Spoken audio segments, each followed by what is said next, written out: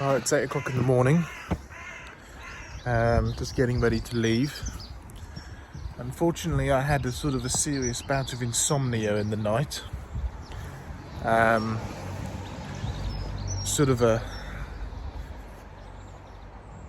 leftover bit of my health issues. Most of you probably know who've been following us for a while. I had a serious health scare last year, and one of the results of that, although I'm a lot improved in myself generally, and praise the Lord for that, one of the downsides to it is that I do occasionally get these bouts of insomnia, and there's no real rhyme, reason, cure or warning that it's going to happen. So it does make the drive today feel slightly daunting, but we're feeling good.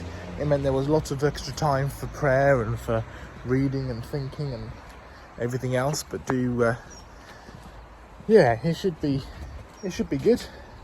It's just started raining. The weather is nowhere near as nice as it was yesterday, and I'm getting ready to head out.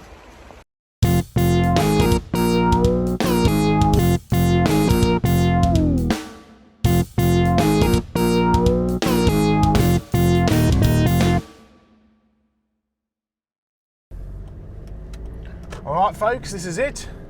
Off we go, down to the Isle of Wight on our road trip, down to through the New Forest and onto the ferry, which is our agenda today. Although first on the agenda is get some fuel, because I'm nearly empty. This isn't actually my car, by the way, or the ministry's car.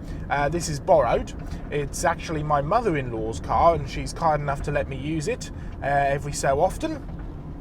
It's actually worked out quite well, because we still need a van for the ministry, but this is just about making do for this time if we don't have anything too big ministry-wise, because it was actually converted for a wheelchair, and so the back of it is got quite a bit of space, certainly enough for a road trip like this, so I can take all my luggage, as well as all my fossil tools, as well as hopefully bring a good amount of fossils back with me. But we'll obviously keep you updated on that as we go. So exciting stuff.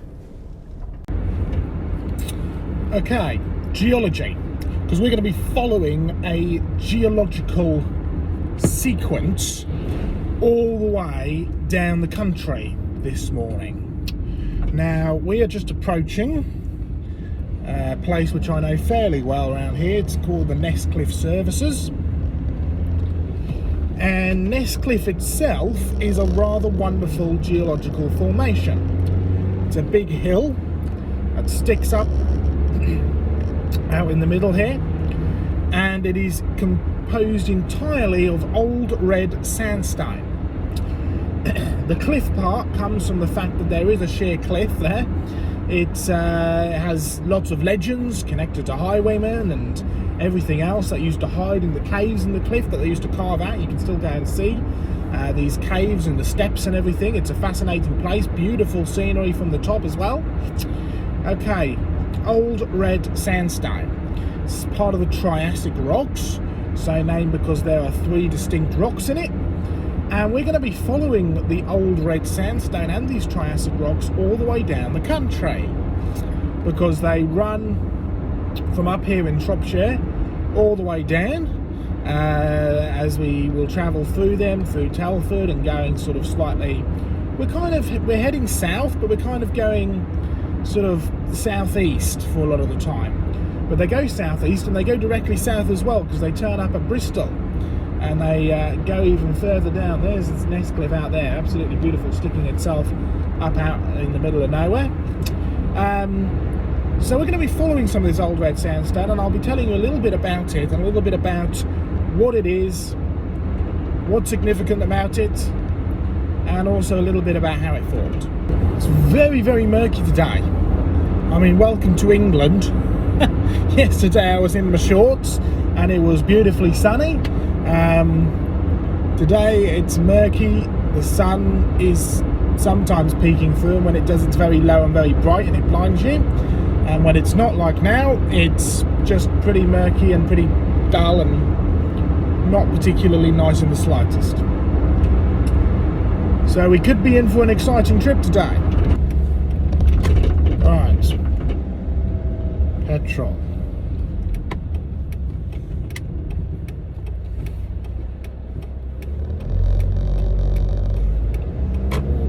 Diesel, as it actually is. I did make that mistake once, because when I learned to drive, my first real driving experience was in Australia, when of course I wasn't paying for the fuel. And then when I came back to the UK, my first vehicle was actually a van. And so I'd been used to putting diesel in the vehicle all the time, and then when the van was in for repairs and I got given a courtesy car, the first thing I did was go to fill it up, and filled up a tiny little Ford Ka with diesel somehow. Don't ask me quite how I managed that, but I did. Oh, fuel is expensive. Very, very expensive. Right, how do we get out of here? Now directly ahead of me is the Wrekin, home of the Wrekin Giants. The Wrekin is a large hill near Telford with a complex geological structure.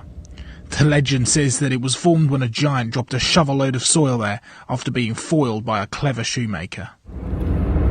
We've just driven through a cut in the side of the road. The Wrekin is just over there. And there's sandstone here, old red sandstone, the Permo-Triassic old red sandstone.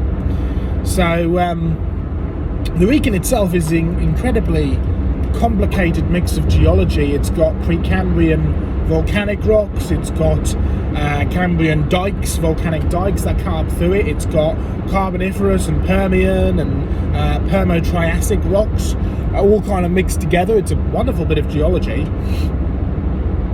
But we're talking about the old red sandstone, and the red sandstones that come up and down through here, the Permo-Triassic, Permian-Triassic sandstones. Now, before we even get into information about them, we've got to ask, what is a sandstone? Well, it is a stone made of sand. It's as easy as that. Okay, let's break it down. Stone means hard. A lot of towns are named after stone. Stonestein, Steinstein. It's all the same word. It all means hard. Sand actually refers to the size of the sedimentary particles. So sediment means to suspend. Sediments are usually suspended in a medium, whether that medium be water or wind or something like that, and they've been moved into position to form layers and layers of new rock. Now, sand refers to the size of these particles. So you've got mud and clay, which is very, very small particles, all the way up to conglomerate, which are great big boulders and cobbles and stuff like that, right? Sandstone refers to the size. It's a semi-fine to coarse-grained stone. So the sandstone is a stone made up of sand. And of course it's red. Where does the red come from? It comes from iron. It is a rusty, sandy rock. Well, we are in chalk country now. You can tell that by the sort of the rolling hills. They'd be referred to as downs often. The chalk downs, which is a reference to the chalk, the limestone rock that they're made up of. So it's amazing as you're going on these road trips, you know, we're covering a few hundred miles, and the incredible diversity of geology and landform that there is in a relatively small area like the UK is quite astonishing, really. And it's very, very beautiful. It's lovely to just, you know, drive, you know, take in the surroundings, a little bit of music on, maybe a, you know, podcast or a teaching or something. It's quite delightful. But we're actually not too far away from the New Forest, and in order to get to Lymington, the ferry, we have to drive straight through the New Forest. So I thought I'd try and find somewhere to pull off and have a quick little look about, because it is well worth seeing. So let's go. Alright folks, well, there's been a change of plan. I was obviously going to stop off at the New Forest. I now can't, or I decided that I couldn't. The road went directly through the New Forest, but it was quite heavily regulated there, so you couldn't just pull over or anything like that. You had to go into the official car parks, which I didn't think I had time for or was worth the money for the short amount of time I'd spend there. And to find the little sort of car parks off of the side of the road, you had to travel quite far off of my journey route and head into the New Forest a bit more, which I didn't think I had time for either. We're still technically in the New Forest. There is some, we're right on the outskirts, but certainly you'll be able to see a very, very good view of it as we head onto the ferry and head across.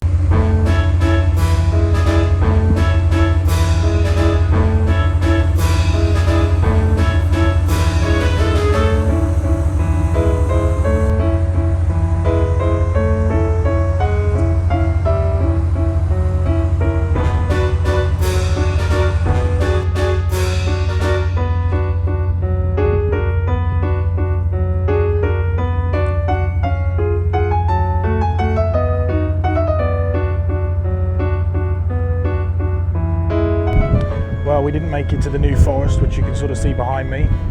We're on the boat. Not enough time basically, and no parking space, but look at this scenery behind me. Absolutely gorgeous and beautiful. It's just wonderful. You know, being out in nature in the slight wilds like this, it does make you feel closer to God in a way, just being amongst his creation. And you look at his majesty and might and see all that he's done. It's a bit mind-blowing, really. It's one of the reasons why I wanted to be in the New Forest, because it's a great place for wildlife, great place for biodiversity. But, yeah, maybe on the way back. But I'm sure glad that I didn't miss the sunset, and I'm sure glad I didn't miss the boat. So let's get over to the Isle of Wight, Dinosaur Isle, and go get checked into the hotel and get exploring. Alright, there we go. That's it. We are in the Isle of Wight.